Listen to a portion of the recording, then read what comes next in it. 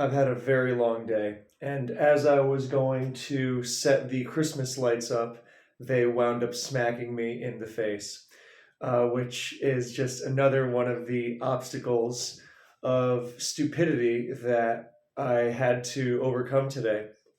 And that puts me in a very fitting mood for discussing with you the subject through which I hope to find some sort of cathartic end for this cycle of 24 hours, which is how psychics and ghosts have been balanced out. So we all know that in Gen 1, Psychic was unbalanced. Okay, yeah, and there were ghosts, but the only move was Lick and Gengar. Okay, that is very common, obvious knowledge at this point. And then we know that Gen 2 came around and that actual ghost moves existed now, and that they added Dark and Steel. Okay, yes, okay, I understand how that works conceptually.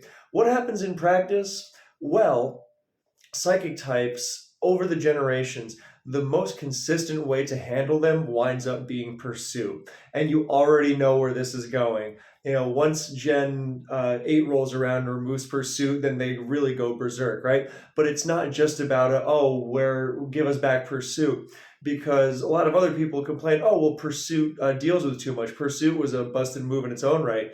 And I don't really think that's fair. I think Pursuit was so used because it was far and away the best thing for keeping these monstrous types in check. And the evidence of this is so many teams that went without Pursuit, without a way to permanently punish the threats they were tasked with dealing with, they wound up suffering for it. I mean, I know Latios in Black and White is a very obvious, very broken example, but every team that cannot pursue Latios just winds up having it run circles around them.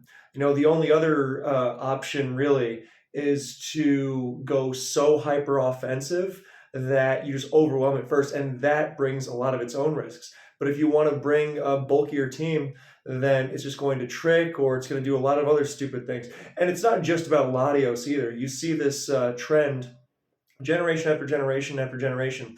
And the Lottie twins are major offenders, of course, but look at something like Reuniclus. Look at something like Alakazam.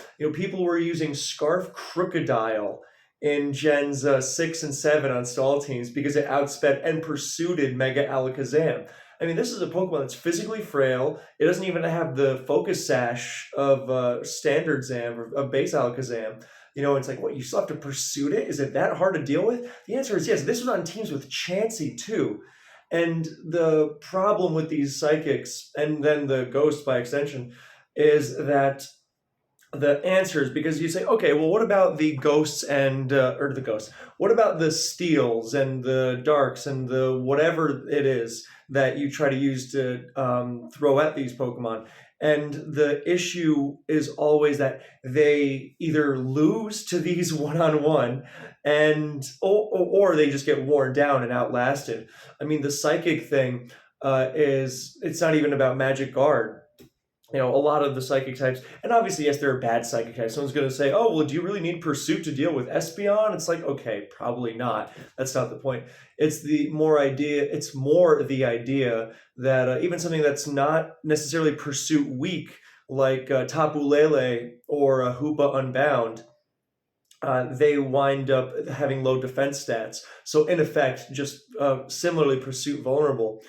And that leads to all sorts of silly dynamics. I'm a fan of what Pursuit brings to the game in general, but I understand the idea behind, oh, well, I don't really like how this affects the game in terms of what it forces and whatnot. But then you really have to look at the issue of how poorly Psychic and Ghost types have been balanced, in that as soon as you take Pursuit off, they just wind up being so much more difficult to deal with. And you don't just have to look at Dragapult and Tapu Lele running around. Specs Shadow Ball is pretty much non-existent before Gen 8. The one exception, Gen 4 Rotom Wash with Specs, and that is because Shadow Ball is not its main stab. And it is running Thunderbolt most of the time. It has Hydro Pump, it has Trick. Shadow Ball is that move it clicks when it's sure it can get away with it. But as a spammable move, no, absolutely not. Now, spamming Spec Shadow Ball, so freely is just almost heresy. I mean, something like Spectrier I mean, that's an extreme example, of course, but the idea, it shouldn't just be pursuit to keep these things in line. And by and large, it winds up being the case. I mean, it's not even about spamming the stab moves either. You look at something like Will-O-Wisp Gengar and how in advance, and how absurd it is to deal with over the course of a longer game that we can just switch in and out. This is a frail Pokemon too. That's the other crazy thing about it. These Psychic and Ghost types, they are generally very frail, and with the exception of Reuniclus, of course. They're frail and they don't really have a ton of switching opportunities, but with good play, obviously, they get so much mileage out of everything. Look at the major psychic types in every generation. I mean, even look at something like GSC Executor and look how much scarier simply spamming psychic with it becomes if there's not a Tyranitar in the picture. Or an I take it back. Umbreon is a pursuit user, so same difference. Yeah, it's more like even Skarmory can potentially be overcome with psychic spam and good play. Of course, it doesn't feel like there's much distinction between insanely free or risk of being removed for using the stab. And that's kind of the disparity. I don't know. Maybe I'm going crazy after a long day. You tell me. But I just keep thinking about a lot of the issues that face us in multiple generations and the whole pursuit versus pursuit weak dynamic. And I think, yeah, well, this Pokemon was pursuit weak, but it's still busted. And then we see, without pursuit around, these pursuit weak style Pokemon becoming even crazier. And it's like, well, yeah, no wonder, but why was pursuit the only thing keeping them balanced? And I don't know. I don't know if there's a good answer to it one way or the other. I'm sure the answer or the answers lie in nuanced in betweens. But yeah, God, I'm finally going to shave tomorrow. Tomorrow, Wednesday. I don't know. I was gonna do it tonight, but then the day wound up stretching way later than it was supposed to, as keeps happening. So maybe once I shave, I'll just you know have some sort of block lift out of my head and like, oh, dude, no, you're going crazy. No, but I just think I don't know. I mean, there are plenty of psychic types who you don't deal with through pursuit, through across the generations, of course. Like Celebi in Advance is obviously, despite being pursuit weak, is not primarily dealt with through pursuit. But then I keep thinking about other things like DPP, Starmie, and Latios, especially Latios, and how absolutely insanely difficult those Pokemon tend to be without pursuit. With pursuit, they are very manageable. Without pursuit, and I just wonder if there's not something more pernicious underneath the whole thing.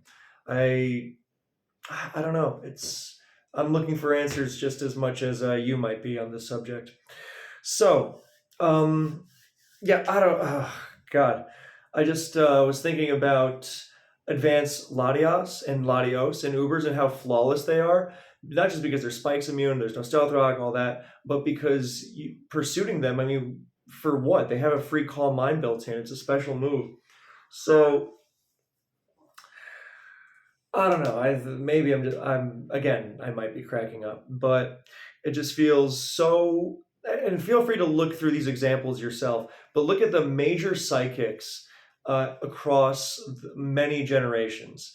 This is not a one size fits all kind of deal, but it is enough of a trend, I think, to where it bears pointing out and noticing and thinking about. And look at how many psychics are just insane, utterly absurd to deal with when you cannot pursue them. Or this is the cycle that we keep going through. It's either pursue them with some sort of balance team, or if you can't pursue them, then your balanced defensive whatever team is going to struggle a lot for it. And as a result, the other safe option, quote unquote, winds up being to go with some extreme hyper offense style, which is not the most consistent thing in the world. Obviously, I'm simplifying a little here, okay? I understand. And I know comments are like, well, it's not just as simple as pursuit or hyper offense. I am very aware of that. It's just that pursuit winds up being the most reliable answer to these things by far. And I mean, talk about dark and steel types not switching into these things and countering them. I mean, half the pursuit users don't even do that. It's just to make sure that these psychic and ghost types don't get away with more than one KO. Maybe you can limit them to less than a KO if you pivot, T-Tar into a Gengar Shadow Ball and DPP, Scarf Tar, stuff like that. But it's generally very risky because the psychic and ghost types are very well equipped to handle the dark and steel types, and the other psychic types as well. Because how else do you deal with it? But your own psychic, a la RBY, also healthy. That one's me being a little petty. I know. There's nothing wrong with using Mew to counter Reuniclus. In a nutshell, it's a very simplified version of that, but yeah, I just don't. I have this nagging feeling that Game Freak really messed up in terms of balancing the psychics and ghosts. I mean, God, half of the way they deal with their, I don't know if it's just like they're so good at being, they're these ideal, fast special attackers, and they're outspeeding most things, and they get a lot of opportunities, and then the walls will falter under hazard pressure, and plus the other tricks up their sleeves. I mean, God, they have trick, so you can't outbulk them. Lots of boosting moves being thrown around, and my God, Focus Blast. As if dealing with them wasn't bad enough, they have to introduce a lot of RNG into the equation. So basically, dealing with psychic and ghost types winds up being frustrating because you got to pursuit, you got to deal with the whole focus blast nonsense, you got to deal with your checks being flawed, weak to trick if they're going bulky, and otherwise just generally getting worn down. And for such frail Pokemon, generally, they sure find lots of opportunities. I don't know. So, yeah, maybe a lot of it has to do with switch moves too, because at least you have to work less to get them in. I don't know. Actually, no, it's not even about that. Speaking of switch moves, because it's not even about the offensive threats. Think about something like Gen 8 Slowking or Slowbro and how effortless and riskless it is to get on the field. Teleport or Regenerator. Okay, Teleport, Regenerator, Boots, yeah, okay, we all know about how insufferable that is with Slack Off. They're immortal and all that jazz. But just think about how even that immortal strategy would be so disrupted if the CBT tar that is already so popular and so effective in Gen 8 OU could pursuit them. It's a complete game changer. So, God, I don't know. I think, yeah. Yeah, so that was another example. It's not just offense; it's just overwhelming you that way, but just how immortal that. And you can even see this in the Reuniclus example, actually, because yes, Reuniclus is not frail; it's not one of the fast special attackers, but it is also so insanely difficult to deal with long term, impossible. Yes, magic art is a big part of it, but just the same idea applies. That once you remove pursuit from the equation, it becomes a lot more unbearable. So maybe this is part of a larger treatise on the whole idea of passive damage and hazards being busted and psychic and ghost type just being the best abusers of them. Maybe very possible because I keep thinking about we're realizing just how busted hazards are, and it's not boosts that are a problem. The problem, Jesus Christ, it's more that the the hazards are in the first place. But how do you deal with them? And are we just overcomplicating the whole broken checks broken kind of game? Well, no, I don't think we're overcomplicating it. I think accepting that it's a broken checks broken thing probably helps. But in terms of the psychics and ghosts, I think Game Freak really dropped the ball in terms of making them palatable to deal with. Because something like fighting types, for example, I think to draw a comparison in that I think they did a very good job in balancing fighters because fighters and dragons, my God, if they could balance out fighters and dragons, then why couldn't they balance out psychics better? Because they don't care. Stupid question, but or rhetorical rather. But you get my point. Fighters and dragons for several generations were absolutely insane, and then suddenly they're good for sure. Fighters especially still, but dragons, dragon types not running dragon stab, super common. So yeah, that's basically it for me. Let me know what you think. Let me know if I just need to get a rest day, take a day off. I've been needing one.